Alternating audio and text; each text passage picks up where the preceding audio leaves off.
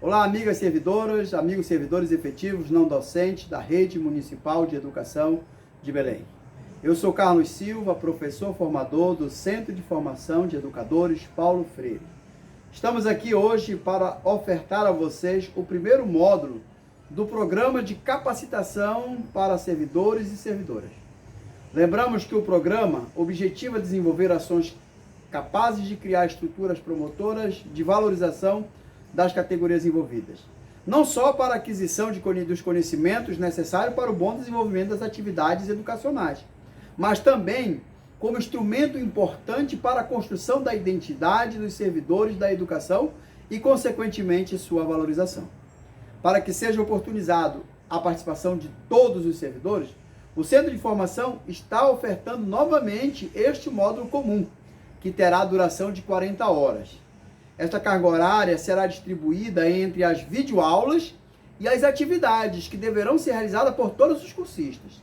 O link das atividades estará disponível no primeiro comentário e na descrição do vídeo aqui embaixo. Ele também estará disponível no site do Qualifica SEMEC. Não deixe de acessar o site, é muito fácil. Vá na página do Google, digite Qualifica SEMEC. O primeiro resultado da pesquisa será o site do programa. Caso você não consiga, peça ajuda a um colega da escola ou fale com a gestora, e ela saberá lhe informar sobre o curso. As videoaulas serão publicadas aqui no canal do Centro de Formação no YouTube, todas as terças-feiras, sempre às 9 horas da manhã, a partir de hoje, 24 de outubro. A programação será a seguinte: a primeira aula, a de hoje, terá como tema a função social da escola e contaremos com a participação do professor Gênio Júnior Santos. A segunda aula, na semana que vem, será exibida no dia 31 de outubro, com o tema Currículo da Educação Básica da Rede Municipal de Educação de Belém, e nós estaremos com a professora Maricilda Barros. A terceira aula, que irá no ar no dia 7 de novembro, falará sobre as diretrizes curriculares do município de Belém, com o professor Fernando Santos. A quarta aula ficará disponível somente no dia 14 de novembro, na véspera do feriado, e terá como tema a gestão democrática, e quem estará conosco é a professora Rosana Mesquita. E, finalmente, no dia 21 de novembro, encerraremos este módulo com a quinta aula, quando o professor, jornalista e cientista político Max Costa dialogará conosco sobre os direitos humanos e cidadania. Como as aulas são gravadas, não será possível a interação em tempo real com os palestrantes, mas a equipe do Centro de Formação estará atenta aos comentários e dúvidas que surgirem. Então vamos direto à nossa videoaula. Mas antes, vamos ouvir um poema A Escola é de Paulo Freire, recitado pelo professor Renato Pinto e pela professora Isafira Gregiani. Poema A Escola é de Paulo Freire. Escola é o lugar que se faz amigos.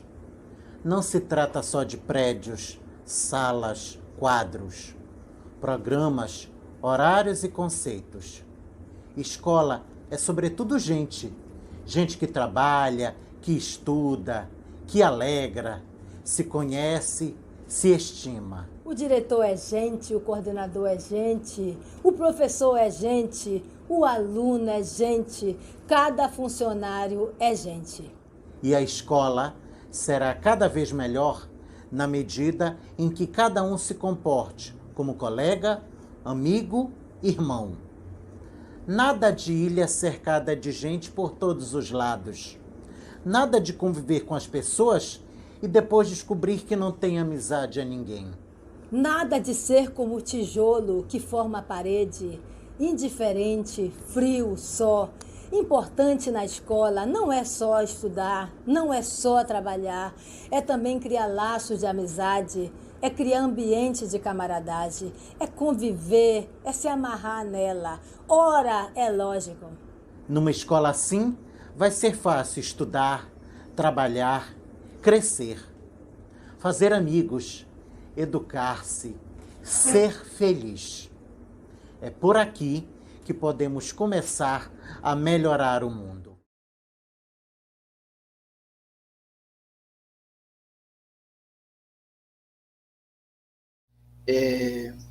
é importante, né? Nós estamos na primeira aula, e é importante que dentro da escola haja a organização, vocês conversem com os diretores, como organizar para este dia, né? Os dias que virão outros dias, outros momentos da formação das aulas. Então, na escola, tem muitas possibilidades de mudança, né? Às vezes, quando a gente falta por questão de saúde, aí o diretor vai reorganizando, vai realocando, vai organizando a rotina da escola naquele dia. Não serão todos os dias, né? Nós teremos hoje 2 horas, então é 2 horas que vocês, quem está nesse horário de trabalho, para o seu momento para fazer o seu estudo, é o momento que nós precisamos, então este momento ele está liberado para estudar, e aí vocês organizem, né, junto com os professores, com os diretores, é importante que haja o diálogo. A escola deve ser um espaço de diálogo. A escola deve ser um espaço onde nós possamos estar a cada dia nos reinventando, nos reconstruindo, e dialogar não significa a gente estar sempre com a dita verdade, né? Dialogar também muitas vezes eu perceber que ceder um pouco, o outro também, e às vezes a gente constrói uma coisa muito bonita para além daquilo que a gente estava pensando individualmente. O resultado do coletivo, ele é sempre mais bonito. E aí, gente, nós trazemos então essa primeira aula, a função social da escola. Pode passar, Luísa. A escola, ela sempre, né, ela é uma construção recente. A escola que nós vamos falar, ela é uma construção recente. Nós vamos pegar o recorte da escola moderna, mas a educação não. A educação, ela esteve na origem do homem. Portanto, a educação, ela coincide com o homem, né, na sua relação com a natureza, na sua relação com os seus pares. Ele vai se constituindo humano, né, pelo trabalho, né, com a natureza e com seus pares. Então, nessa tríade, né, trabalho, natureza e as relações humanas, né, entre os seus pares, ele vai se constituindo humano. E esta relação, este saber ser natureza e estar na natureza, ele vai passando de geração para geração de uma forma de um aprendizado muito natural na relação entre eles. Portanto, a formação do homem, ela é um processo educativo, é um processo que vem dessa tríade de relacionamento. E aí eu vou trazer um pouco para vocês uns recortes da educação nos vários períodos da história a partir da produção humana. Luísa, por favor.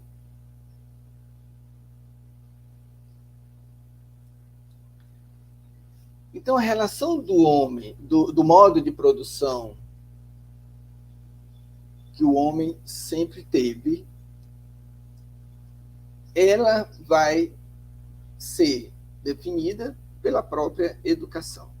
É a educação que tem essa função primordial de fazer com que o modo de produção de uma determinada sociedade, esse modo de produção, ele se reproduza, né? Ele se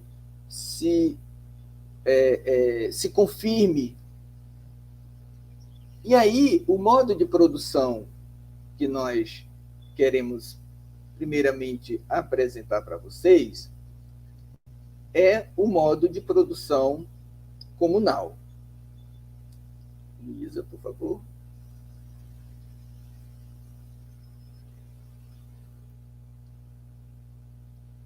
Portanto, o modo de produção comunal é aquele primeiro modo, né, que o homem vai transformar a natureza para suprir as suas necessidades. Os homens aproveitavam-se coletivamente, portanto, dos meios da produção, da existência, e nesse processo eles iam se educando e iam educando as suas gerações.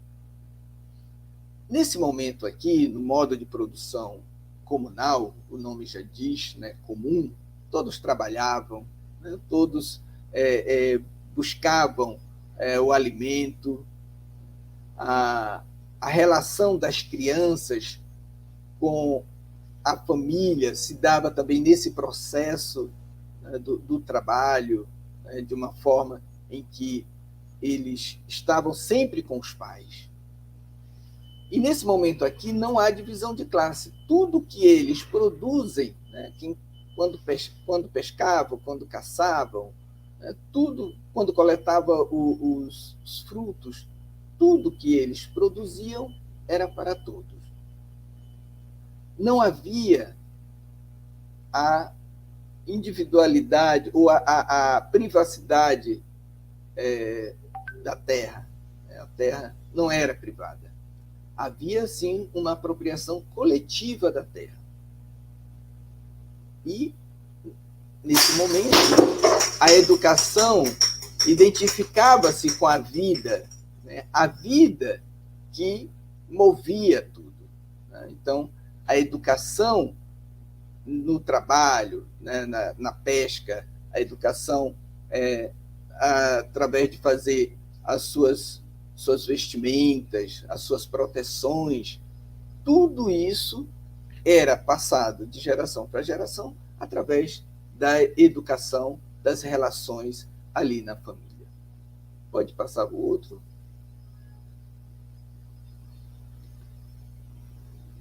Bom, essa produção chega um momento que ela começa, né, a se expandir e o homem, então, rompe essa unidade, esse modo, essa produção coletiva.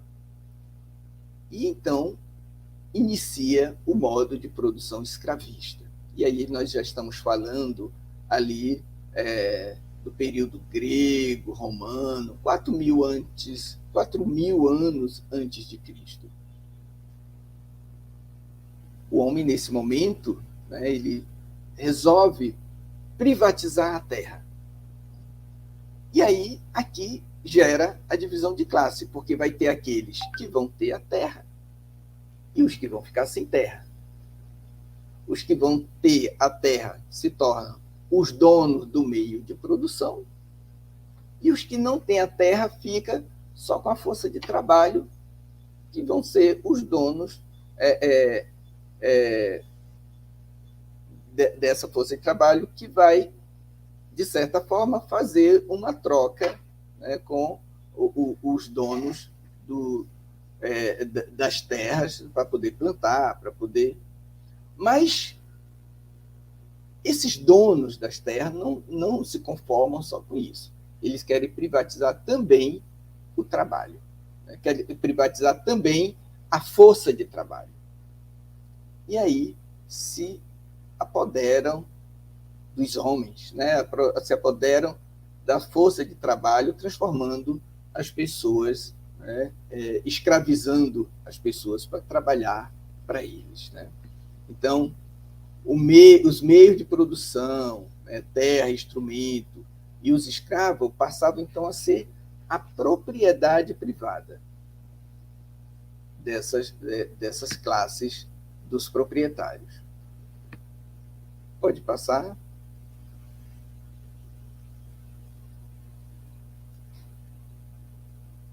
E aí, com essa divisão de classe, vai haver também uma cisão na educação. porque agora era necessário uma educação para aqueles que eram filhos dos donos da terra, dos senhores, né? E uma educação para os escravos. E aí eles vão criar uma educação chamada de educação dos homens livres, né? Que era a educação que eles vão chamar de paideia, né? O lugar do ócio, o ócio no grego, que significa momento de criação. E para este momento de criação, você você reflete sobre a sua vida, sobre os outros, sobre o modo que você vive. Este é o momento de criação, que é o momento do ócio, né? E é interessante como essa palavra ócio, mais na frente, quando nós chegarmos no modo de produção capitalista, que é o que a gente vive, ele se torna uma palavra, diríamos, quase proibida, né? Uma palavra que eu lembro na minha infância, quando eu ficava um pouco parado, sem fazer alguma coisa em casa, minha mãe dizia logo: para de ociosidade, deixa de ociosidade, né? Ou seja, nós temos que estar o tempo todo em movimento, trabalhando o tempo todo para poder produzir, né? Mas essa é uma conversinha mais para frente. E a outra formação, também de uma palavra grega chamada de douleia, que era a educação dos escravos, que era fora, né, da escola, né, que era no próprio lugar de trabalho. Então, essa formação, ela se dava... a escola que nós estamos falando ainda não tem as características da escola que nós temos hoje, né, mas eram espaços, locais onde alguns dos escravos que eram reconhecidamente por eles como pessoas cultas, né, muitas vezes filósofos, davam as aulas para os alunos, para os filhos dos senhores. Então, aqui nós temos uma educação, né, dividida. Uma para os donos, para os filhos dos donos, né, da propriedade privada, da terra, para os senhores, e uma formação para os escravos. A próxima. A gente dá um salto, né, que parece ser tudo assim, mas são anos e anos, né, de história, de um modo de produção para o outro. A gente chega no modo de produção feudal na Idade Média. Né? Então, com a queda do Império Romano, vai ocorrer uma dispersão dos homens pelos campos. E aí, esse movimento vai se dar em torno de grandes extensões de terras, onde nós vamos ter aqui uma pirâmide, né, com os servos na base dessa pirâmide, né, trabalhando, sustentando os que estão mais em cima, que é a nobreza e o clero, né? A nobreza, que são os reis, né? Os donos ali das terras, e no topo dela vai estar o clero, a igreja. A igreja na Idade Média era ela que era toda poderosa, né? Tinha o poder, inclusive, de anunciar quem seriam os reis, ela que dava a bênção, né, para os reis. Então, os servos, na base dessa pirâmide, sustentava, né, com seus trabalhos, com seus impostos, e aí a nobreza tirava muito recurso dos servos com esses impostos. Não bastava que eles tinham que dar, né, para ele, ainda tinham os impostos que era para ele. A nobreza também sustentar o clero, que ideologicamente esse clero sustentava a igreja, né, com essa relação do céu e terra. A próxima. E aí a educação, ela já vinha nessa ação, né, de classe. Aqui também a educação, ela vai estar fortalecendo um tipo de educação para os que estão no campo, para os servos, que é o trabalho manual, e para os filhos dos senhores feudais, eles recebiam uma educação dentro dos mosteiros, né, dos conventos da Igreja Católica. Ali eles recebiam a educação que era uma educação voltada para o trabalho intelectual. E aqui também uma outra distinção muito importante para nós entendermos a função da escola hoje. Aqui tem esse entendimento que na sociedade existe um trabalho manual e um trabalho intelectual, sendo que esse trabalho intelectual, aqui na Idade Média, ele já tem essa conotação, essa ideia de que o trabalho intelectual é mais importante do que o trabalho manual. Isso se reverbera muito dentro dos espaços escolares, porque a escola ela é um extrato da sociedade em que a gente vive. Se nós queremos saber como é que é a nossa sociedade, é só nós olharmos para dentro da nossa escola, para dentro das escolas. As divisões de classe, o trabalho intelectual superior ao trabalho intelectual. E aí, por quê? Porque esse trabalho intelectual ele era dado aos filhos dos senhores feudais. E os demais era o trabalho manual, esse trabalho lá na terra, do arado, da plantação. Eles eram educados para isso, para plantar, para arar. Já os filhos dos senhores feudais eram educados para ter a oratória, para estar centrada na arte, nas boas palavras, porque eles iam ser os dirigentes daquela sociedade. Vamos lá, depois que a gente já viu essa divisão também entre o trabalho manual e o trabalho intelectual. E é interessante que esta divisão do trabalho intelectual e o trabalho manual, ele vai ser muito importante para o modo de produção capitalista, o que também nós chamamos de modo de produção burguesa.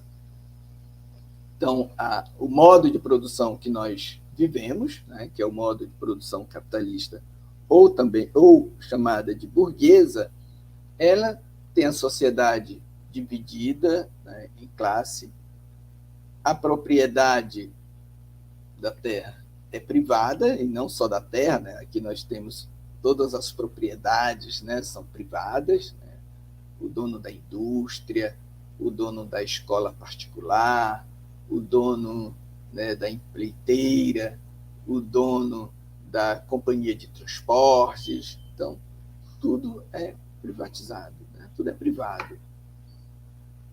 E o meio de produção, ela pertence, portanto, a uma minoria. O meio de produção, o que é o meio de produção? É tudo aquilo que faz produzir alguma coisa. Então, as fábricas é um meio de produção, os instrumentos que são usados pertence a essa relação do meio de produção, e ele pertence, portanto, à minoria. Você, numa loja, o dono da loja, se a gente junta 10 lojas, você vai ter em torno, dependendo da quantidade de sócios, você vai ter 10 proprietários, mas vamos ver quantos são aqueles que são dono da força de trabalho que estão lá, que são considerados os empregados, os trabalhadores. E aí a relação aqui, ela passa a ser uma relação de assalariado. Você dispõe, você vende a sua força de trabalho, trabalha tantas horas, recebe tanto. Lembrando que aqui, quem tem o reconhecimento do trabalho intelectual vai ganhar mais. Quem não tem o reconhecimento do trabalho intelectual ganha menos. Porque na nossa sociedade, o trabalho intelectual ele sobressai ao trabalho manual, trabalho braçal. Daí a gente já começa a ver por que é tão difícil o filho da classe trabalhadora, que somos todos nós, ascender na escola, né? No sentido de subir, né, nos degraus que a escola dá. Por que é tão difícil? Porque imagina, numa classe em que ganha mais, né, quem trabalha na perspectiva intelectual, se todo mundo também passasse a ganhar o mesmo, né, o mesmo valor, seja aquele que trabalha na portaria da escola, seja a merendeira, esse modo de produção ele não ia se sustentar, porque é necessário essa divisão para que a classe, a divisão de classe permaneça. Então, é importante, né, a gente já começa a sentir alguma fumacinha de uma das funções da escola hoje, que é reafirmar, produzir e reproduzir a divisão de classe. Por isso que a gente fica vendo quanta dificuldade que há nas escolas públicas, né? E aí, esse modo de produção capitalista, ele, justamente porque nem todos poderão ter acesso a tudo, porque senão ele deixa de ser modo de produção capitalista, ele vai ser um modo de produção socialista, um modo de produção comunista, mais ou menos capitalista. Como todo mundo não tem acesso a tudo, então há um incentivo da competição, né, para que as pessoas trabalhem mais, se destaquem. Aí você tem as fotos do funcionário do mês, né? Quem é o funcionário do mês, a não ser aquele que trabalhou, né, eu não sei, muito mais do que os outros, não sei como eles devem organizar isso, mas a gente vê essa história do funcionário do mês, né, aquele que deu mais lucro para o senhor, para o dono daquela empresa, né? Então, funcionário do mês significa aquele que deu mais lucro para o senhor, porque essa competição ela vai aumentar a produtividade. Sem competição, você não tem aumento de produtividade. Por isso é necessário, né, dentro desse sistema, a competição. Uma competição que a gente aprende desde pequenininho nas escolas, né? As escolas também elas são bem marcadas por esta competição. Próximo, por favor.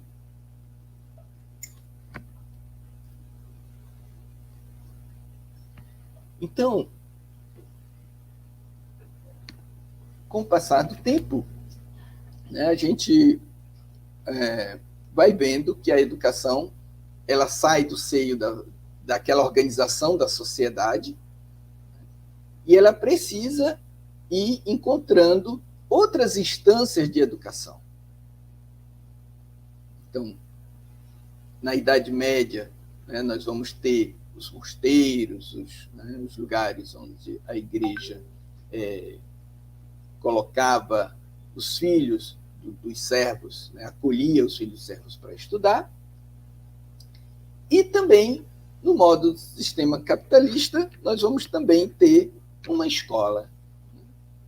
A escola que nós temos hoje é uma escola que é recente, né? Ela não tem 200 anos, é a nossa escola moderna, né, que nós temos. E ela vai nascer para a reprodução deste modo de sociedade, deste modo de produção. Então, o Bobit, ele, em 1919, né, ele vai, que é um teórico, um estudioso norte-americano, ele vai fazer um estudo sobre a escola, né, essa escola que nós temos, essa escola moderna, né, que é uma escola, ele vai dizer que é uma escola que nasce no modelo das fábricas.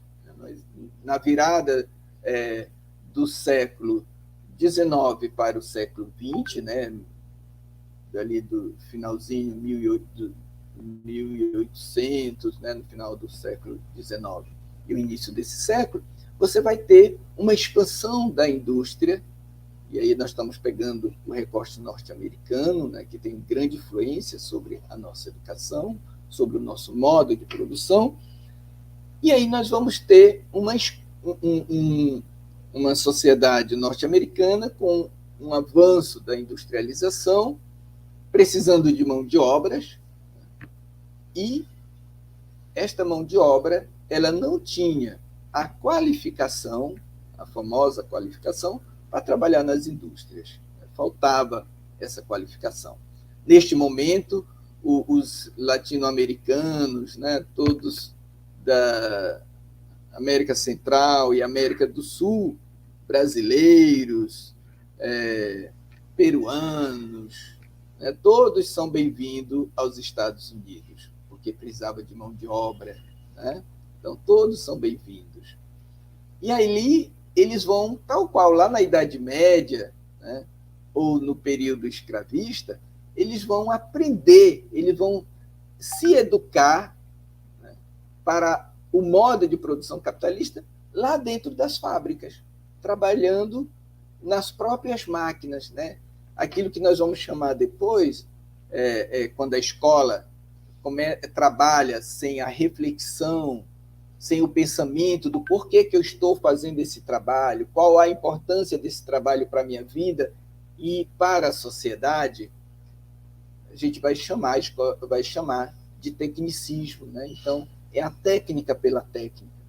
Então, eles chegam ali nas escolas, nas fábricas e começam a aprender a funcionar aquelas máquinas. E aí você vai ter um entendimento de que o modelo da escola que nós temos é ainda um aprendizado daquele modelo dentro da fábrica. Por exemplo, alguém consegue vislumbrar uma escola que não tenha uma campainha, que não tenha uma sirene, né? E como o povo gosta de tocar naquela campainha, né? Aquela campainha, quando toca, e tem gente que gosta de tocar. O que é isso? Né? A fábrica. A fábrica tinha uma sirene. Uniforme. O tal do uniforme, que as pessoas buscam 1001 utilidade para o uniforme. Né? O uniforme também está na perspectiva ali da fábrica. As séries, né? Os educando na nossa escola, eles é como se estivessem numa esteira de produção. Pode prestar atenção. O primeiro ano, aí durante o primeiro ano está lá aquela criança, de vez em quando ela faz uma prova. O que é a prova? É o controle da qualidade que tem que ter na fábrica, né? Controle de qualidade. Aí vem os técnicos, vem os coordenadores, os supervisores. Antigamente tinha até supervisores, né? Na escola tinha supervisor. Hoje os coordenadores também têm todas essas funções, coordenadores pedagógicos. Aí olha, os professores mensuram se deu, se não deu. Se está tudo ok, ele passa para a segunda parte, né, para o segundo ano, que seria o segundo momento da esteira de produção. Alguns ali já vão ficando logo lá pelo primeiro ano, tentando recuperar, chamar alguém para ajudar, né, mexer ali na funilaria, para ver se aquele material fica melhor e tal. E aí vai para o terceiro, vai para o quarto. E essa esteira de produção, de vez em quando fazendo uma prova, né, essa prova é justamente essa avaliação se está indo bem ou não a produção. Se essa produção for para o trabalho com menos, né, que não exige uma qualificação maior intelectual, a escola mesmo vai tratando de dar freio nessa produção e ali termina um momento, eles são colocados para o mercado de trabalho, né, ali pelo ensino médio, né? Hoje o ensino fundamental já não absorve mais essa mão de obra, né? O ensino médio. Depois ele consegue avançar, né? Sobretudo se for o filho da classe trabalhadora, romper com a bolha do ensino médio, passa para o ensino superior, né? Ele passa para o ensino superior e lá no final, de novo, uma prova, aí tem a famosa certificação. O que é a certificação? Do que não seja o reconhecimento do selo, né, de qualidade colocado e dito. Está pronto para o mercado. Então, no caso daquilo que foi construído, né, do computador, de um carro, né, o selo de qualidade que está pronto para ser consumido, né, ser vendido. No caso dos educandos, está pronto para entrar no mercado de trabalho. Né? Então, aí a gente pede o diploma, né, para ver se realmente confere, se ele está pronto, se essa formação é isso mesmo. Quando essa formação não dá certo, eles vão sendo descartados ao longo do caminho. Né? E aí nós temos, dentro dessa perspectiva, a questão da mensuração, né? As provas que vão mensurando o conhecimento, a questão da eficiência e da eficácia, a fragmentação das ações educativas. Aí nós temos especialista disso, especialista daquilo, especialista. Então, o educando, ele tem um que cuida do conhecimento da arte, o outro que cuida do conhecimento da história, o outro que cuida do conhecimento da língua portuguesa. Então, é todo fragmentado, tal qual na construção lá, por exemplo, da fabricação de um carro, né? Que tem um que é especialista na funilaria, o outro é especialista na eletricidade, é um outro que põe os pneus, e tudo isso na esteira da formação. Né? Então, esse modelo, o Bobit vai dizer que o modelo da escola que nós temos, é um modelo que foi aprendido dentro das fábricas no início do século XX. Próxima, Luísa. E aí a gente entra nas funções sociais da escola. Né? Feito esse preâmbulo, né, do modo de produção, e que a educação ela tem a ver com o modo de produção que nós estamos. Depois, essa educação é fragmentada em classe, uma educação para a classe trabalhadora e uma educação para os donos, né, do modo de produção, para os patrões, vamos usar esse termo. Né? Depois, essa educação que é feita para o trabalho intelectual e outra para o trabalho braçal. E na invenção, né, moderna, da escola moderna, a gente entra, então, falando sobre as funções da escola atual dentro do modo de produção capitalista. E aí a gente pegou 5 autores para estar dialogando com vocês. Né? O Cardoso, Maria Angélica Cardoso, nós fomos buscar também esse texto, né, da Maria Angélica Cardoso e da Ângela Lara, né, ele que vai nos dar um subsídio para essa discussão. Esse texto depois nós vamos fazer chegar até vocês, sobretudo para quando for fazer os trabalhos que vai ser necessário fazer em cada módulo desse. Mas os autores que nós vamos estar apresentando aqui, que é o Bourdieu, né, que é um autor que a gente vai estar apresentando o que é a educação para ele, o Demisbal Saviani, o Gilberto Luiz Alves e o Paulo Freire, né? E o Pérez Gomes, que a gente vai estar trazendo. Então, são esses 5 que nós vamos priorizar neste momento. Vamos lá?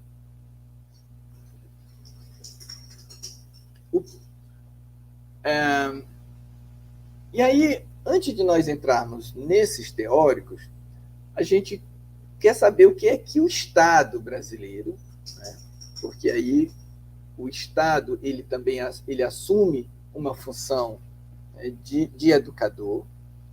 Daí é importante a gente saber quem é que está no comando do Estado Porque dependendo... E quais as concepções de sociedade de quem está no comando do Estado?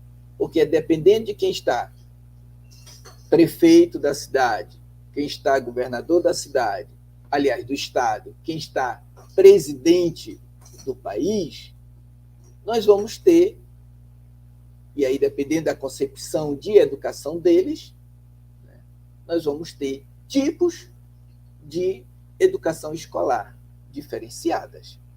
Né? Tipos de educação escolar diferenciadas. Por quê? Porque o Estado ele tem, né, essa função, né, de comandar, né, a organização social. E a nossa organização social ela é de classe. Né? Daí a importância de nós estarmos sabendo quem é que nós estamos colocando no poder. Se é alguém que pensa como nós ou alguém que pensa contra nós. Então, educação, política, economia, tudo faz parte desta grande rede dentro de uma sociedade. E aí o Estado brasileiro, na sua Constituição de 1988, no artigo 205, é esse artigo, quando a gente quiser falar sobre educação, é ir lá no 205. Né? O 205 é que vai dizer que a educação é direito de todos, de todos, de todas, de todos, né? Se a Constituição for feita hoje, né, dependendo de quem esteja, né, dos constituintes, poderá ser escrita assim. E dever do Estado e da família. Olha só, é dever do Estado e da família. Será promovida e incentivada com a colaboração da sociedade. Por isso é importante a sociedade organizada, o centro comunitário, que todos nós participamos, devemos participar do centro comunitário, dos nossos sindicatos, devemos estar participando das nossas associações, porque são essas organizações da sociedade que vai estar na colaboração, né, dos rumos da educação, visando ao pleno desenvolvimento da pessoa, seu preparo para o exercício da cidadania e sua qualificação para o trabalho.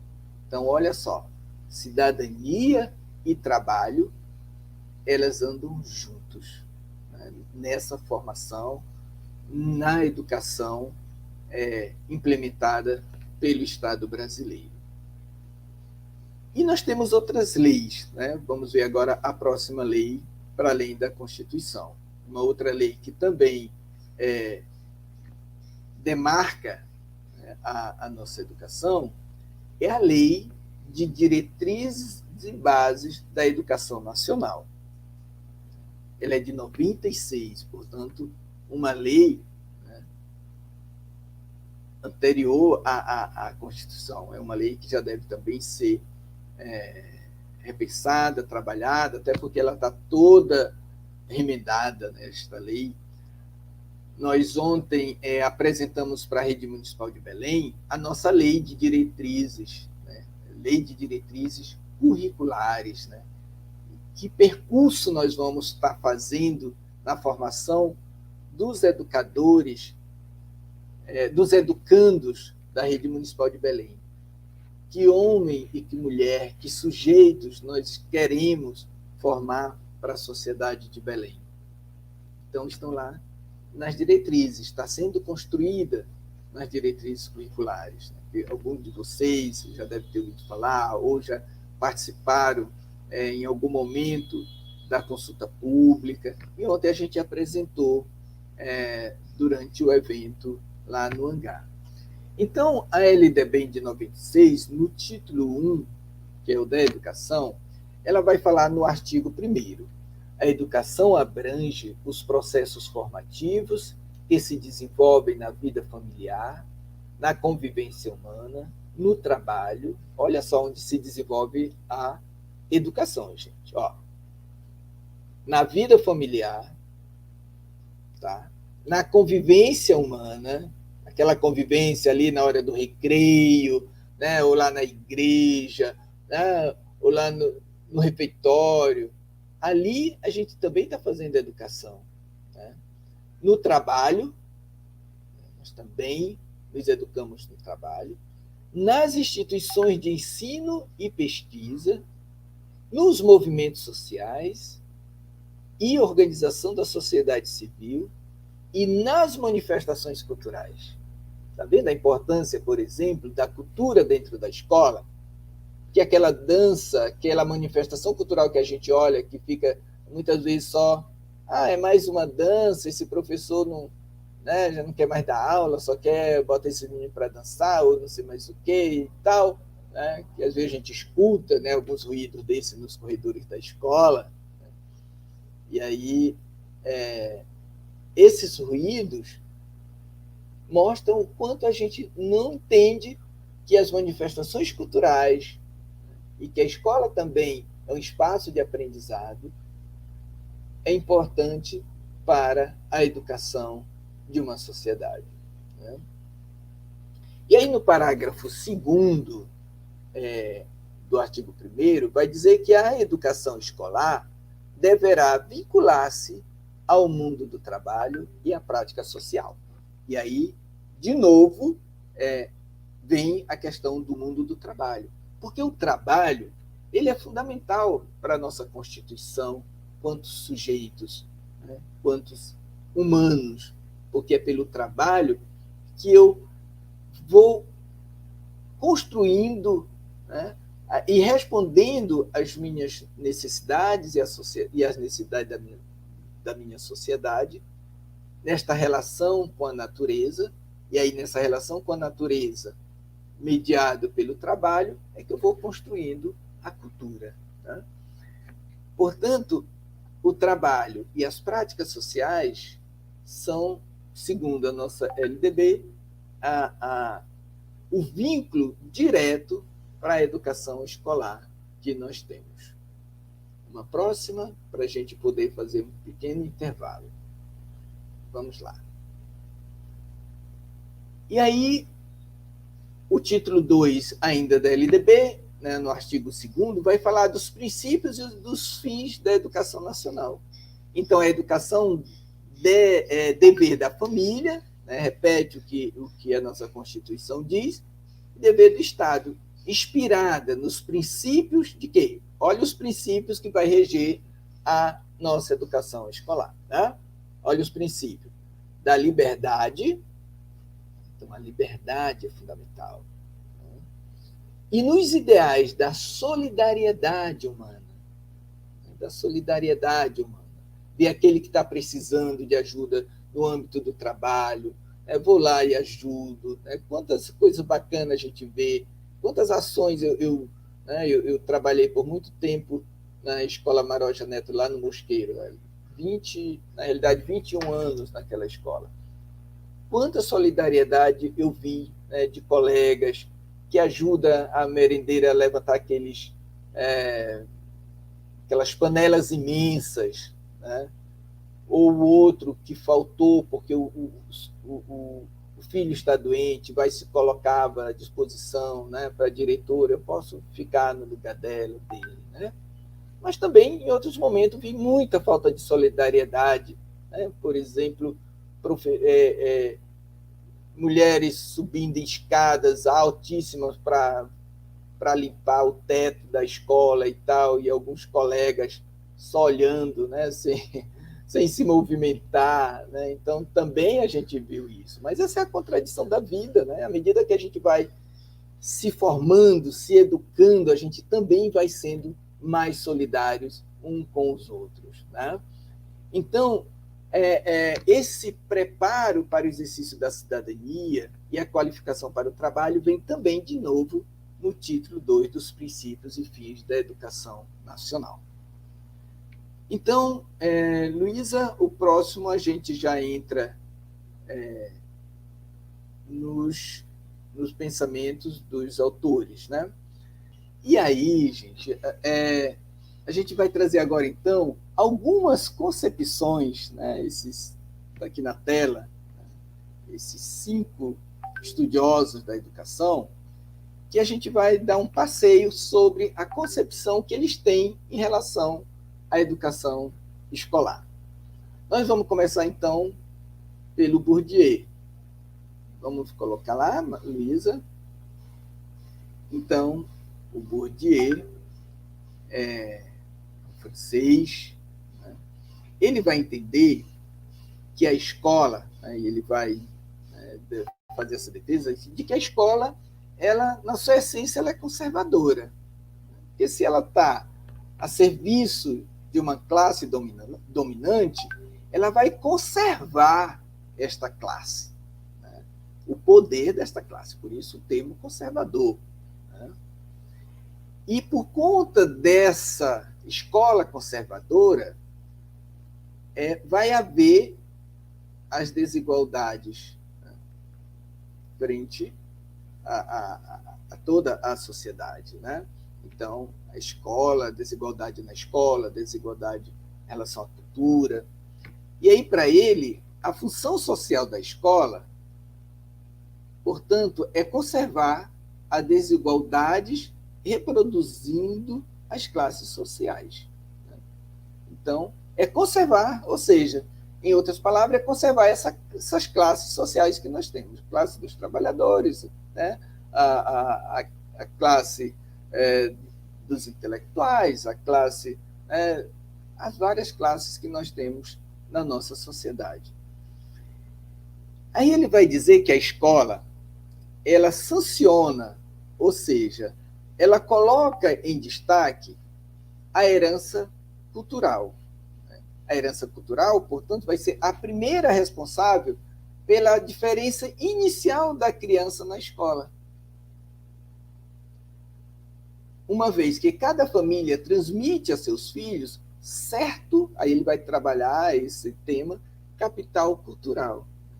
O que é o capital cultural? O capital cultural é tudo aquilo que nós acumulamos de conhecimentos dentro de uma cultura. Por exemplo, se eu viajo, né, eu estou acumulando capital cultural. Se eu leio, né, eu estou acumulando capital cultural. Se eu vou ao teatro, eu vou a uma manifestação cultural, eu estou acumulando capital cultural. E este capital cultural, ele vai ter uma influência grande dentro da escola. Porque se nós pegarmos a nossa escola, que nós temos, você vai ver que é uma escola que é preparada para nós estarmos numa dimensão de uma classe social superior àquela do cotidiano do trabalhador. A começar que nós entramos na escola para falar diferente daquilo que a gente fala. E aí, gente, quando eu digo a gente, eu mesmo, eu quanto trabalhador, vindo da classe trabalhadora, né, filho de uma mulher que era lavadeira, de um pequeno comerciante e agricultor analfabeto, eu sei, estou falando em primeira pessoa da dificuldade que foi eu estar dentro de uma escola. A criança chega na escola para desconstruir o que ela sabe, porque a escola não reconhece nem a linguagem dela. Ele está ali para aprender uma outra língua. Uma outra língua. Porque, se levarmos ao pé da letra, tudo que a criança fala está errado. Né? As famosas conjugações verbais. E isso é tão sério que tem uma criança, né, que eu conto uma história. Essa criança, no terceiro ano do ensino fundamental, sempre disseram para ela que o inglês era uma palavra muito difícil, era uma língua difícil. E aí, quando ela chegou na escola, a professora dividiu o quadro em várias partes e colocou os vários tempos verbais. Eu fui, tu fostes, ele foi, nós fomos. E essa criança nunca tinha falado assim. E ela chegou em casa dizendo, olha, eu estou aprendendo inglês. Porque para ela era uma língua difícil, diferente da que ela fazia. Diferente daquela criança. Essa criança ela já entra com insucesso, já entra atrás de outras. Diferente daquela criança, ontem eu estava no hangar e uma colega contando a experiência dela, que quando a criança dela nasceu, a criança já tinha 50 livros. Quando ela estava com 4 meses de grávida, que ela tinha feito uns estudos e que a partir do 3º mês a criança, segundo os estudos que ela tinha feito, a criança já escuta, ela começou a ler para a criança. A ler, a contar histórias. Então essa criança dentro do útero, ela já convive no âmbito de uma família que fala os tempos verbais corretos, né? Corretos segundo a gramática. Né? Ela já tem um repertório teórico quando ela nasce. No primeiro aninho dela, bem antes do primeiro ano dela, ela já ganha livros de borracha, né? Que ela pode brincar dentro da banheira com os livros de plástico emborrachados. Depois ela ganha livros de tecidos que ela pode folhear, diferente das várias crianças, outras, que vão ter acesso a uma escola, acesso a um livro na escola. Por isso é importante que cheguem os livros nas escolas. Por isso que é importante as salas de leitura. Quanto trabalho lindo que os professores das salas de leituras têm feito, né? Das bibliotecas, as professoras e os professores dentro da sala que trabalham com muitos livros. É muito interessante, porque essas crianças só vão ter acesso ali. Então, é importantíssimo para essas crianças, porque elas já entram, digamos, em relação àquela outra criança, né, de um poder aquisitivo econômico melhor, ela já entra em desvantagem. E ela vai ter que aprender, tem um manual que ela vai ter que estudar, né, lá o da gramática. E a gramática, o que é a não ser, né, uma convenção de que, a partir de uma classe, né, e aí estamos falando da classe dominante, do que ela fala, né, do que ela fala no seu cotidiano. E aí essa convenção é colocada para nós da classe trabalhadora, temos que aprender também. E se nós não aprendermos, nós estamos fadados ao insucesso. E aí muitas crianças ficam na estrada da escola porque não conseguem aprender esses códigos que a escola traz de uma classe dominante. E para a classe dominante isso é importante, que essas crianças não chegam, porque são essas crianças que vão ser os guardadores de carro dela, que ela vai ter o seu carro para ser guardado, precisa. Vai ter os vigilantes. Elas precisam dessa classe. Então, assim, quanto mais for elevada a categoria socioprofissional e, consequentemente, o nível cultural dos pais e dos avós, mais se elevam a probabilidade de êxito escolar da criança. Isso é fato. Isso é fato. Né? Então, a gente vê eles todos tendo sucesso. Meninos com 17, 16 anos entrando na universidade. E os nossos filhos, a duras penas, aqui e acolá, uns conseguem também fazer isso. Né? E se a gente for descendo cada vez mais as classes, quanta dificuldade que não conseguem chegar. Próximo.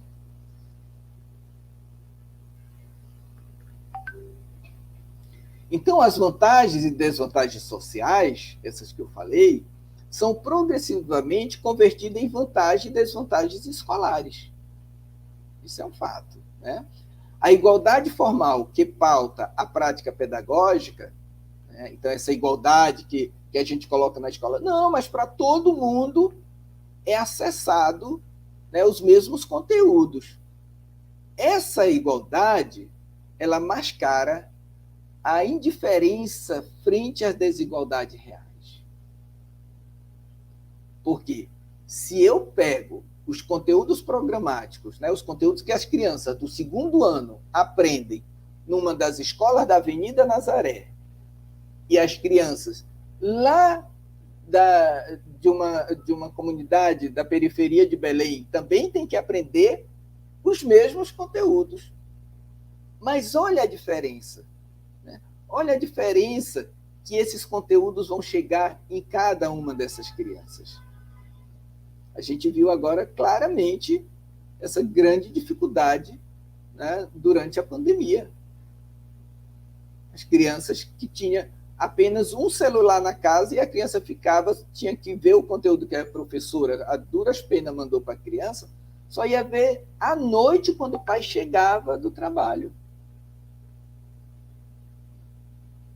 Então, essa coisa de que é para todos, né, ela vai mascarar as desigualdades reais. Por isso que os professores, nós que estamos nas escolas, temos que entender essas diferenças. Até para nós ajudar nossas crianças a superar as dificuldades todas que elas têm.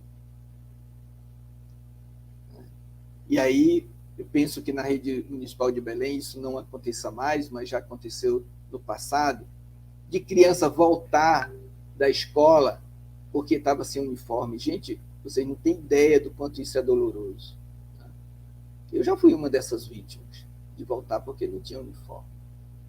E no tempo em que o Estado não dava.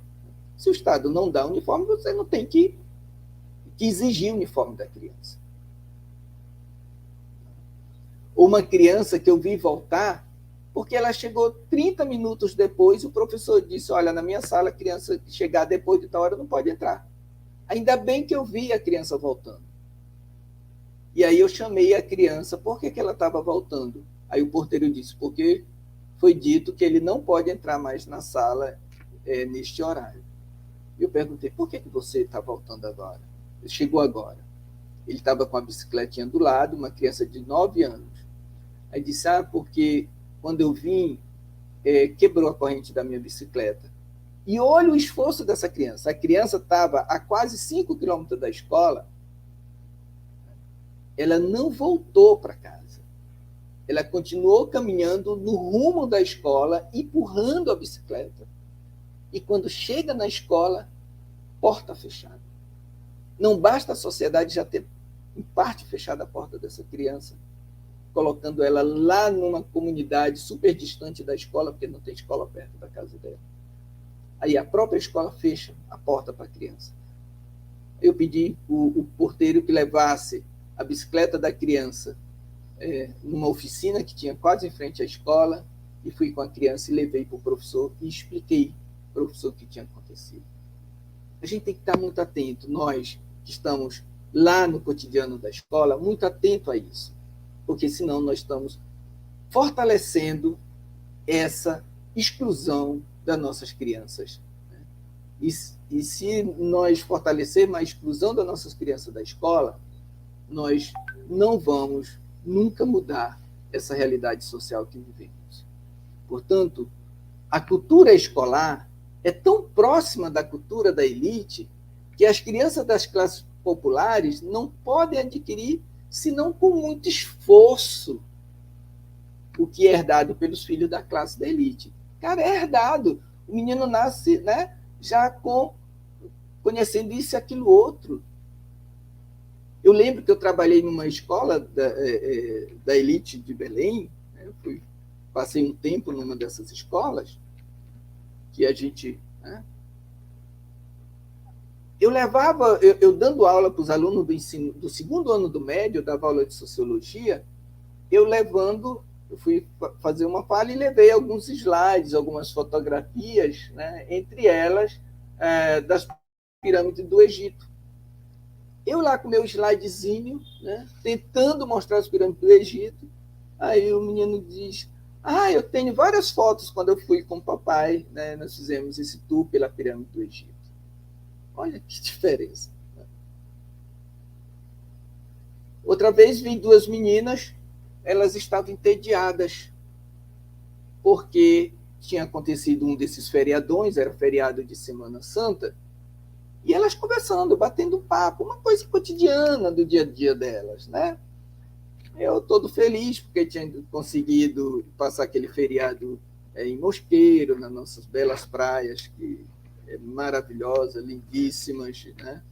Como dos outros balneários que nós temos também, né? Nosso balneário amazônico são todos muito lindos, né? A gente não troca fácil eles por nada, Mas a menina, ela estava contando para a outra, estava entediada, porque agora o pai dela, tudo quanto era feriado, né, era um tempo que tinha uns voos direto saindo daqui de Belém para a Europa, o pai dela só queria viver agora em Barcelona. Né? Então tinha ido passar o feriado da Semana Santa em Barcelona e a menina estava entediada porque isso estava se repetindo muito. E a outra disse, ainda bem que o papai agora nos levou para Paris. Gente, parece, sabe, histórias assim, não verídicas, a gente olhando da onde nós pisamos, da onde nós estamos. Mas existem essas classes aqui em Belém também. Né? Parece, né? E é disso, é dessa escola, é para esses sujeitos que essa escola é preparada. E para os outros, do lado de cá, é para conformar aonde nós estamos, nas classes que nós estamos. Com isso, essa escola ela vai sancionar as desigualdades que só ela reproduz ou poderia diminuir. Isso é o olhar do Bourdieu. Temos um outro pensamento, né? Também vem um pouco nessa linha, né? Então são os teóricos muito críticos à escola que nós temos agora. O Pérez Gomes ele vai dizer que a conservação, há uma conservação e reprodução ou transformação da escola. Né? Então ele faz essa tríade, conservação, reprodução ou transformação. E aí ele apresenta 2 objetivos para a escola, que é preparar os alunos para o futuro ingresso no mercado de trabalho, e isso a gente tem visto, a própria LDB coloca, e formar cidadão para a sua intervenção na vida pública. Então, essa é a função da escola, né? Formar para o mundo do trabalho e a intervenção na vida pública. Isso está lá nos PPP, inclusive vão lá, olha o PPP da escola, depois da nossa aula, uma dos trabalhos que nós vamos querer é que vocês consultem o PPP da escola para ver quais são os princípios que norteiam. Se esses princípios fortalecem, né, para a transformação da classe social, para a emancipação da classe trabalhadora, ou esse PPP, os seus princípios, reafirmam a exclusão da classe trabalhadora. E aí ele vai dizer que essa relação de trabalho e cidadania tem uma grande contradição. Por quê? Que trabalho nós estamos falando? O trabalho para nós sermos assalariados, é isso? Nós vamos para a escola, vamos nos formar para ser assalariados? Se é para isso, a escola que nós temos hoje, ela faz muito bem, porque a nossa escola, ela reproduz a submissão, né? A relação professor-aluno, professor e os educandos e os demais da escola são relações de submissão. Né? A criança fala, já manda calar, a criança se acalma, fica ali. Né? Ou o trabalho autônomo, que requer a atividade criativa. Se é o trabalho autônomo, a nossa escola, em grande medida, ela não ajuda as crianças a ser criativas. Mas, de novo, eu volto a dizer, essa escola que está desbancando essa que nós estamos vendo, ela está na rede de Belém, ela tem sido construída, está sendo construída. Basta quem foi ao hangar ver o tanto de trabalho lindo que as escolas levaram, trabalhos que levam a autonomia das crianças, trabalho que fortalece a identidade das crianças, trabalho que faz essas crianças se sentirem sujeitos de direito. A escola que nós estamos construindo em Belém é uma escola da classe trabalhadora para a sua emancipação. E por isso nós queremos todos e todas e todos na construção dessa escola. Ela nunca vai estar pronta, mas nós vamos estar nos movimentando sempre na formação dessa escola. E aí, essa escola que nós temos, ela assume a ideia de que a escola é igual para todos, aquilo que a gente já conversou, mas ela não é igual para todos. Então, esse processo consagra a escola num meio que estimula a competitividade em detrimento da solidariedade. Por isso as crianças são sentadas uma atrás da outras. Quando você pede uma criança para emprestar o lápis para o outro, a caneta ou a borracha, não, e muitas vezes eu já escutei criança me dizer, não, eu não vou emprestar porque a mamãe disse que não é para me emprestar. E aí você vê professores fazendo os ciclos, né? que Paulo Freire chamava de ciclo de cultura, onde as crianças estão nos ciclos, se olhando, se sentindo iguais, se sentindo pertencentes, e não uma atrás da outra. A própria sala de aula é uma sala de aula que nos leva para essa perspectiva individualista, né? Aquelas salas retangulares em que põe, né, soca de cadeira atrás uma da outra, que tem o pessoal que faz a limpeza das salas de aula tem imensa dificuldade de limpar por conta da quantidade de carteiras. Imagina os processos educativos para a coletividade que as professoras tentam organizar. Quanto é difícil movimentar aquelas cadeiras, né? Mas esse é o modelo de escola que temos, né? É um modelo de escola para o individualismo, um modelo de escola que leva à competitividade, né? E não à solidariedade. Próximo.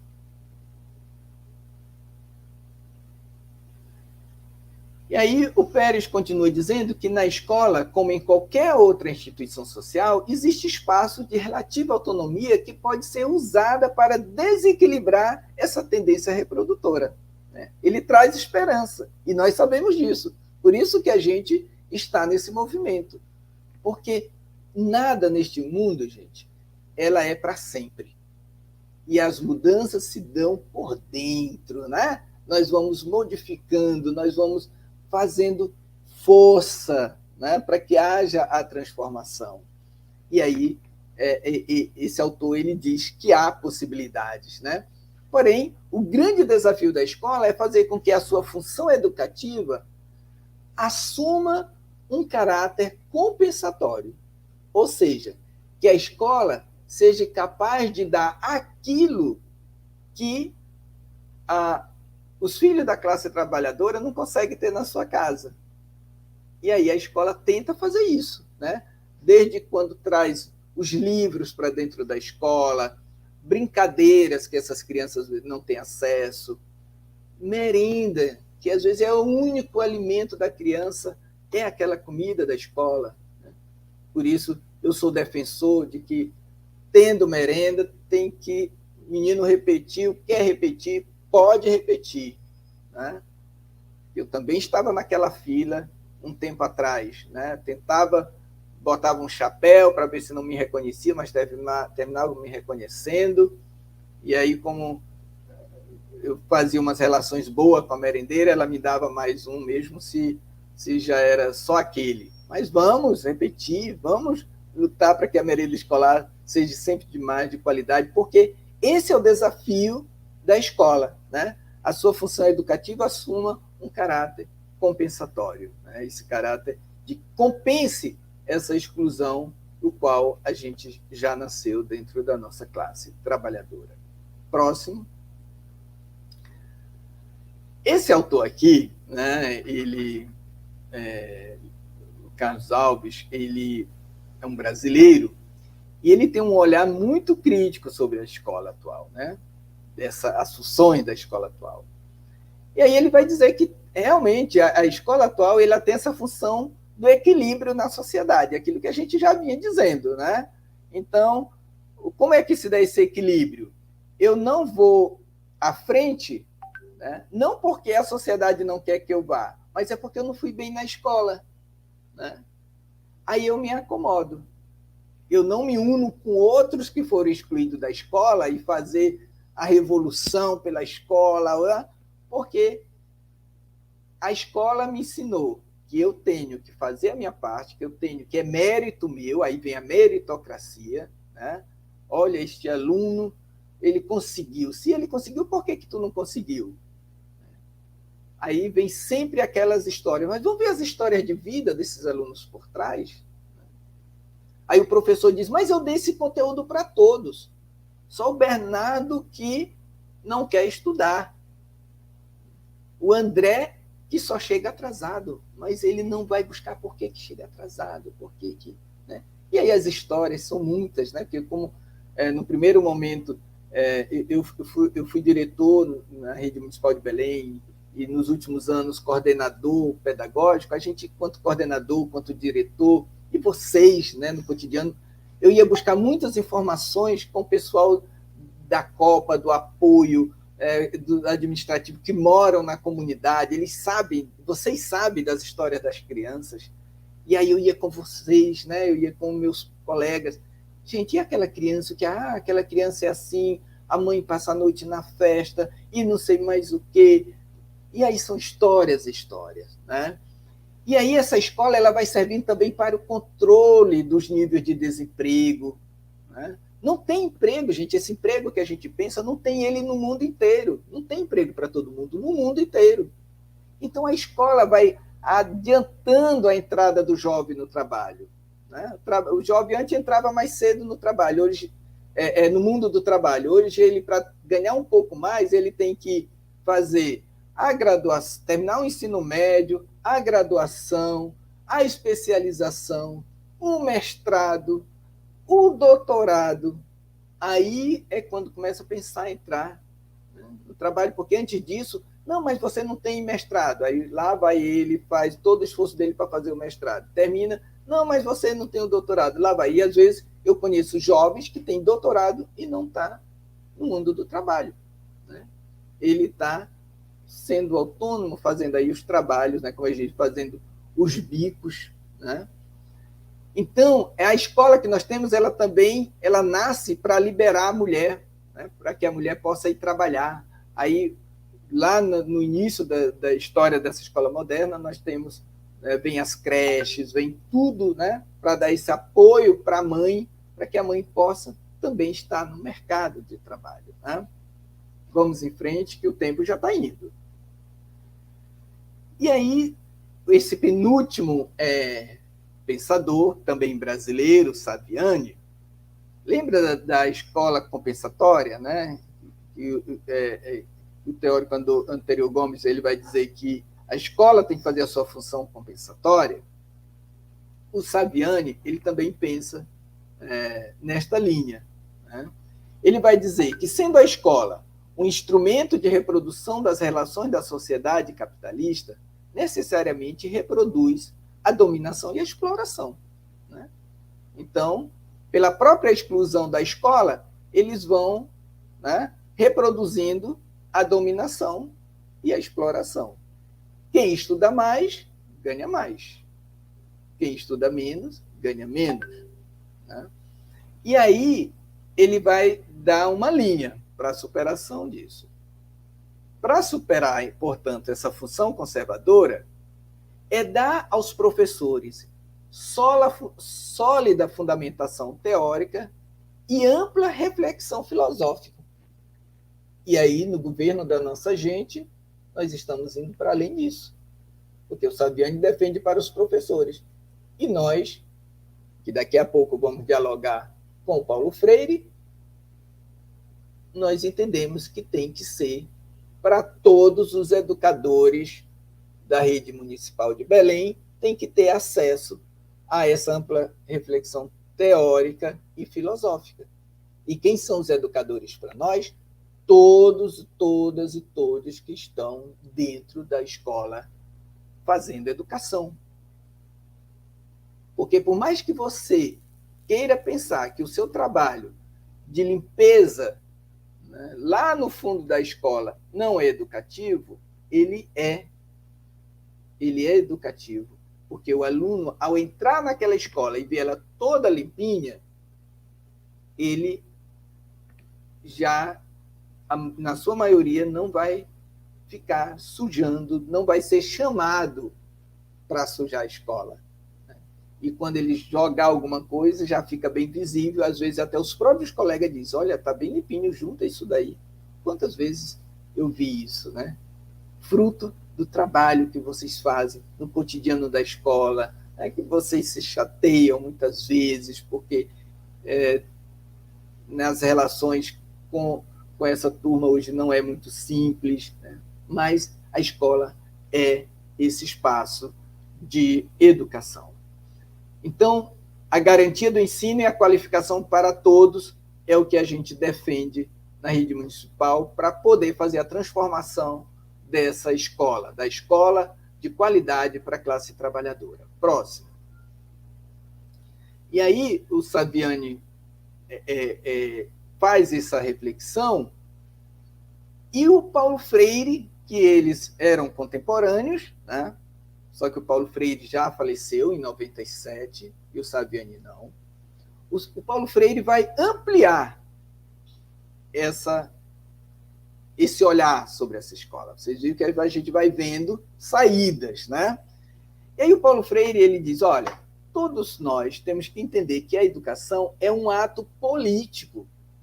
E até aqui a gente foi vendo que é mesmo político, né? As classes sociais, a escola que reproduz a exclusão e a exclusão, dependendo de que governo nós vamos ter no poder, nós vamos poder estar fazendo essas conversas ou não, né? Então, a educação é um ato político, sim. É um ato político partidário? Necessariamente não, mas é um ato político, porque político é todas as formas de relações na sociedade. Ela é política, né?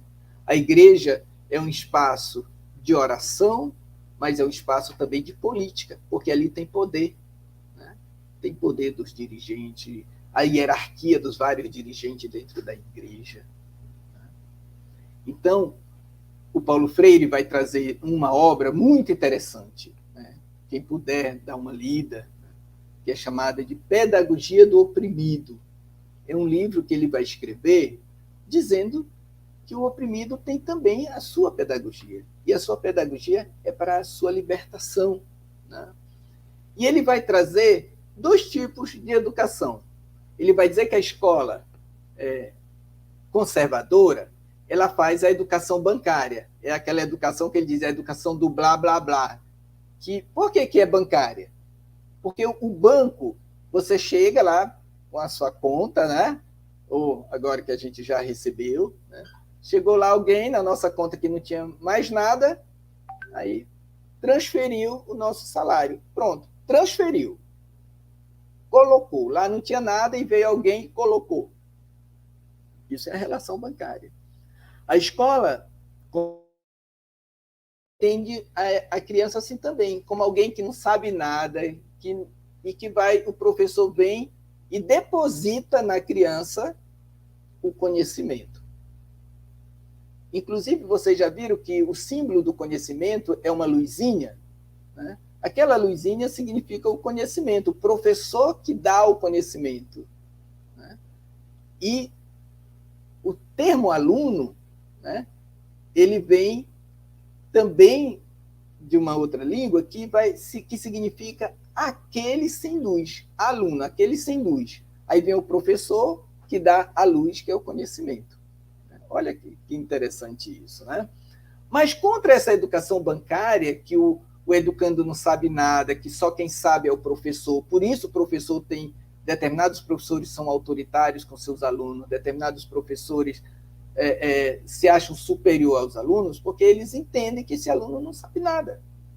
Mas contra essa educação bancária, ele vem trazer a educação libertadora, né?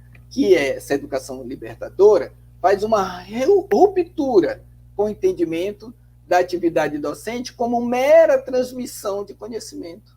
Não é só transmissão de conhecimento, né?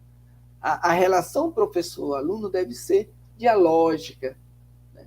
E o Paulo Freire vai dizer, ninguém educa ninguém, ninguém se educa sozinho, os homens se educam em comunhão, porque todo mundo tem conhecimento, todo mundo sabe alguma coisa. Depois ele vai dizer também que não existe conhecimento melhor nem conhecimento pior. Existem conhecimentos diferentes. E a universidade, olha só como ela faz, para pegar os conhecimentos da classe trabalhadora, dos extrativistas, das herveiras, a universidade, no primeiro momento, diz, não, tem que botar esse pessoal para dentro da escola para estudar. Mas a universidade vai por trás, faz suas pesquisas com os saberes desse povo, escreve sobre esses saberes, aí põe num livro e diz, agora sim, agora isso aqui é conhecimento. Olha só como é a organização, né? E aí, para isso, é necessário que haja uma maior autonomia do educando. Porque um educando sem autonomia, ele não pode criar, ele não recria. Pode ver uma escola onde todos nós temos autonomia, né, de fazer as nossas coisas, de sugerir para a diretora, de sugerir para os coordenadores pedagógicos, quando a gente se sente nessa liberdade, é uma escola criativa. Né? Tem muita coisa que funciona ao mesmo tempo, porque ninguém fica preso a alguém, né? Mas é um coletivo que trabalha dentro das suas especificidades. Né?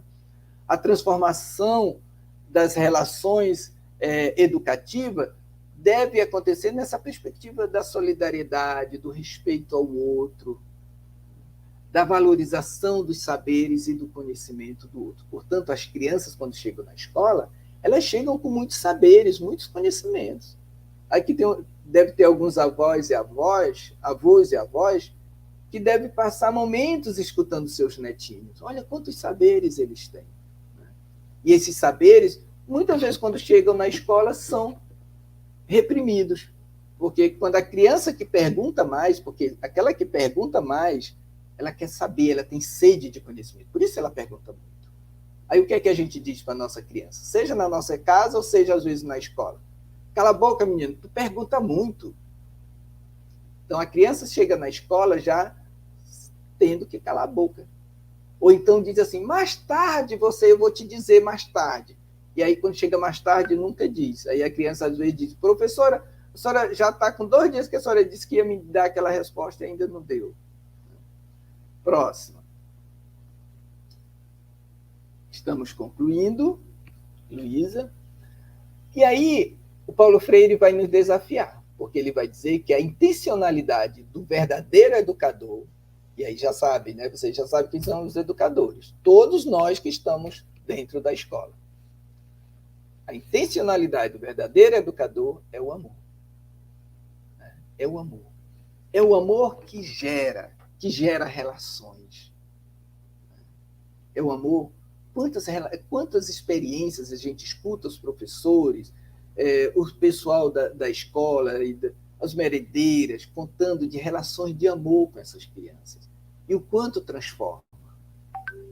Eu conheço a história de uma merendeira que ajudou muito na sala de aula a professora com um menino que era muito danado, através do cuidado dela com a merenda dele. E aí ela foi abrindo o diálogo com aquela criança. Né? Não é coisa rápido, não. Foi muito tempo, até aquela criança ter confiança na merendeira. E aí a merendeira que falava, olha, discute a professora, porque essa criança não tinha referência de ninguém. Morava somente com a avó de 70 e poucos anos e ela não tinha domínio sobre essa criança. E dentro da sala de aula, tinha muito conflito com a professora. Foi a merendeira que conquistou, a merendeira que ajudou essa criança. Né? E tantas outras histórias. Né? Então, esse educar para o amor nos leva a uma praxe libertadora. O que é a praxe? A praxe é a união entre o que eu digo e o que eu falo. Tá? Aquela história que às vezes a gente escutou dos nossos pais. Faz o que eu digo, mas não faz o que eu faço. Isso não é educativo. Isso não é praxe. A praxe é quando o que eu digo se reverte da minha vida, do que eu falo. Que eu possa falar pela minha própria vida. Isso é uma praxe. E praxe libertadora. Porque o educador, ele deve ajudar o educando na passagem de uma consciência ingênua a uma consciência crítica. A consciência ingênua é aquela que diz assim, não, a rua da nossa escola sempre teve esse alagamento. E ninguém busca solução, ninguém busca problematizar o alagamento daquela rua. Porque sempre teve. Essa é a consciência ingênua. A consciência de que, não, mas é assim mesmo. a consciência crítica. Por que essa rua alaga e a outra de lá não alaga? Aí vamos pesquisar sobre o que leva ao alagamento da cidade. Da cidade não, daquela rua. Da cidade também, né? Daquela rua. Ao pesquisar, o Paulo Freire vai dizer que nós já estamos fazendo uma pesquisa socioantropológica. Nós vamos pesquisar o problema era a rua alagada. Agora a gente sai para a pesquisa, né? A gente pesquisa. E aí a gente traz para dentro da sala de aula o que foi o resultado daquela pesquisa. Aí a gente sistematiza e descobre que é porque as bocas de lobo estão todas entupidas. E aí a gente vai problematizar. Problematizar significa como superar aquele problema. Aí um aluno diz, bora falar na agência distrital. Outro diz, eu conheço o fulano de tal que pode fazer esse serviço. Outro diz, bora fazer um mutirão para limpar. E alguém diz, não, mas mutirão não, isso é dever da agência distrital. O outro diz, mas até a gente esperar a agência distrital. Aí acontece aquele momento, né, de consciência da realidade. E aí, gente, eu já estou trabalhando com vocês a ideia do tema gerador, né, que vocês já escutaram, já trabalharam com alguns de vocês nas nossas formações e que dentro das escolas este ano vem com tudo, porque é o tema gerador da transformação da realidade, é que vai ser o conteúdo para a gente estudar. Não é só aqueles conteúdos dos livros que muitas vezes não tem nada a ver com a nossa realidade. Mas a nossa realidade sendo estudada, dialogada também com os conteúdos dos livros, porque o nosso conhecimento deve ampliar-se. E aí é na realidade mediatizadora da consciência que dela tenhamos educadores e povo que iremos buscar o conteúdo programático da educação. E pode passar.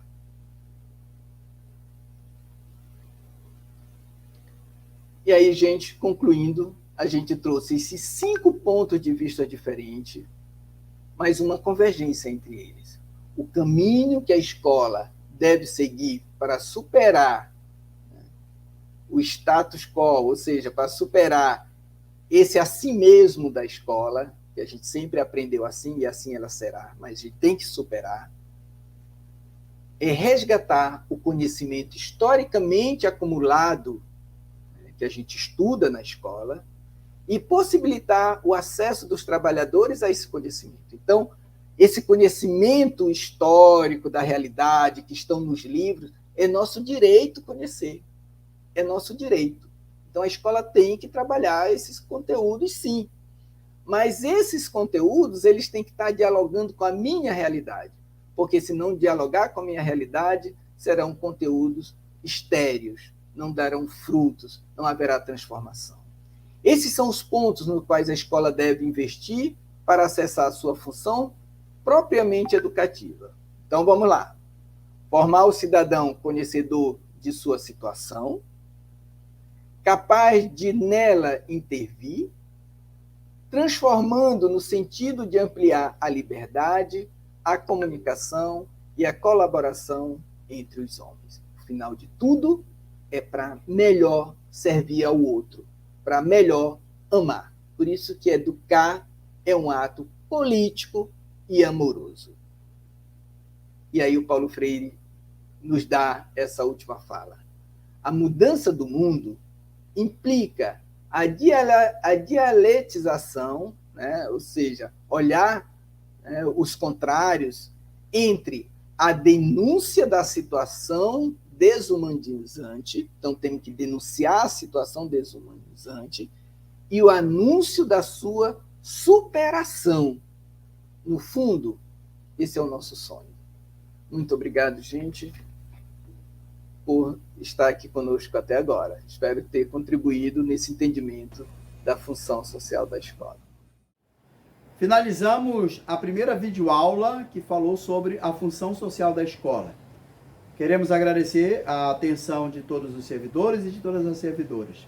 Não esqueçam, nós temos o link para a atividade que deve ser realizada e ser enviada para nós.